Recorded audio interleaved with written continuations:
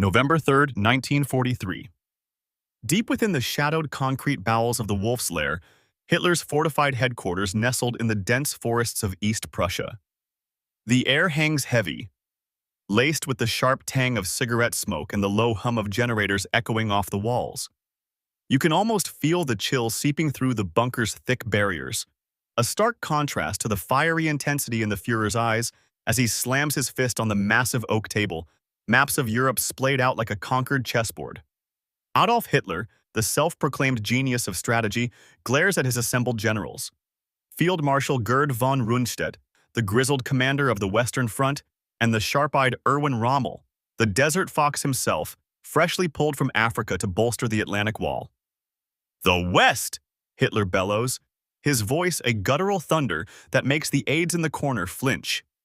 "For months, we've bled on the Eastern Front, crushing the Bolshevik hordes, but now the real peril stirs across the Channel.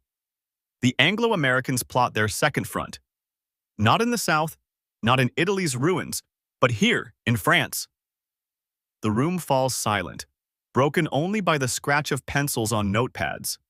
Hitler leans forward, his face twisted in a mix of rage and prophetic certainty. He warns them of the consequences of staggering proportions if the Allies gain even a toehold on European soil. Directive number 51, he declares, will shift priorities. Fresh divisions, heavy artillery, and panzer reserves funneled to the west. Rommel nods grimly, his mind already racing to the coastal fortifications. Miles of concrete bunkers, minefields, and barbed wire that he knows are riddled with gaps, manned by weary troops and foreign conscripts. Rundstedt, ever the pragmatist, murmurs about the need for mobile reserves, but Hitler waves him off. "The Atlantic Wall is impregnable," he insists, his conviction like a steel trap snapping shut. Yet beneath the bluster, doubt flickers. Intelligence reports trickle in, whispers of Allied buildup in England, ghost armies inflating like balloons under General George Patton's supposed command. Hitler rages about deceptions.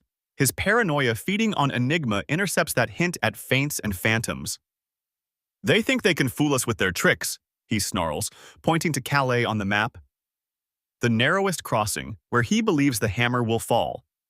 "But we will be ready. The V weapons will rain fire on London, and our Luftwaffe will sweep their fleets from the sea." Rommel steps forward, his boots echoing on the cold floor. "Mein Führer," he says, voice steady but laced with urgency, "the wall must be strengthened. Fixed defenses alone won't hold against their naval guns and airborne assaults. We need freedom to maneuver the panzers, strike before they consolidate."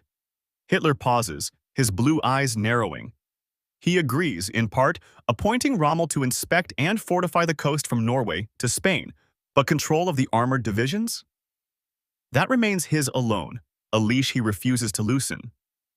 "No one moves without my order," he commands, the words hanging like a noose. As the meeting drags on, the generals exchange subtle glances. They've seen this before, the Führer's micromanagement, his refusal to heed warnings from the field.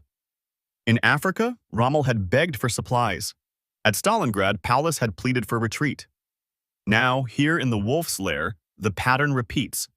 Hitler paints visions of counterattacks that will hurl the invaders back into the sea, but Rommel senses the fragility.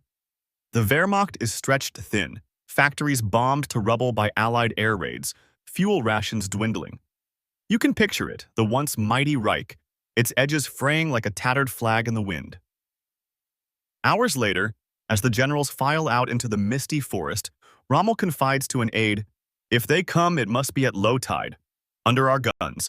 But if the Führer holds the reserves too long," he trails off, the unspoken doom lingering. Hitler retires to his quarters, maps rolled up, convinced his warnings have steelied the front. But in the quiet, a question gnaws. What if the deceptions run deeper? What if the second front strikes not where expected, but in the heart of Normandy's undefended shores? The stage is set, the warnings issued. But as winter turns to spring, the Allies weave their web of lies. Operation Fortitude, inflatable tanks, double agents feeding false intel. Rommel races along the coast, pouring concrete and planting obstacles, while Rundstedt argues for strategic depth. Hitler, from his Bavarian retreat at the Berghof, issues more directives, his confidence a brittle shell. Yet the invasion looms, invisible, inevitable. And when it comes, will the Reich's defenses hold or shatter like glass under the Allied tide?